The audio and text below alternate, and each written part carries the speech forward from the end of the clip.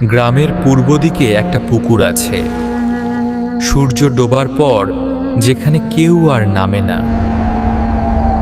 কিন্তু রাত নামলেই পুকুরটা বদলে যায়। লোকেরা বলে দাল পানি মানুষের নাম ধরে ডাকে। এদিকে শহর থেকে আসা রাহুল এসব গল্পে বিশ্বাস করত না। এক রাতে হঠাৎ বিদ্যুৎ চলে গেছে, চারিদিকে অন্ধকার। বিদ্যুৎ চলে যাওয়ায় সে একা বেরিয়ে পড়ল গ্রামের রাস্তায়। অন্ধকার রাত।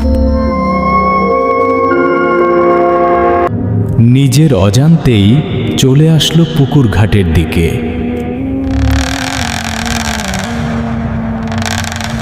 রাহুল, এই রাহুল,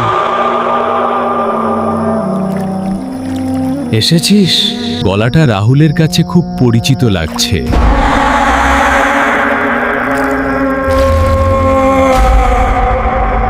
বাবার গলার মতো নরম।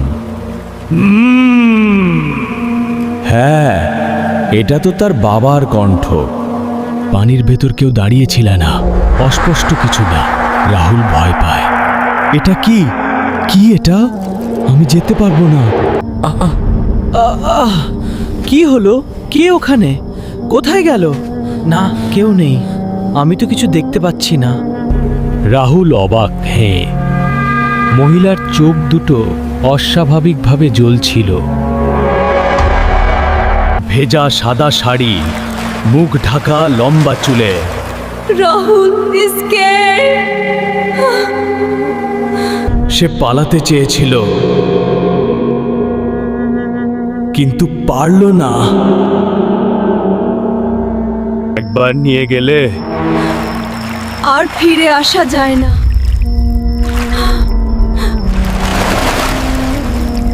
পরদিন সকালে পুকুর ছিল একবারেই শান্ত।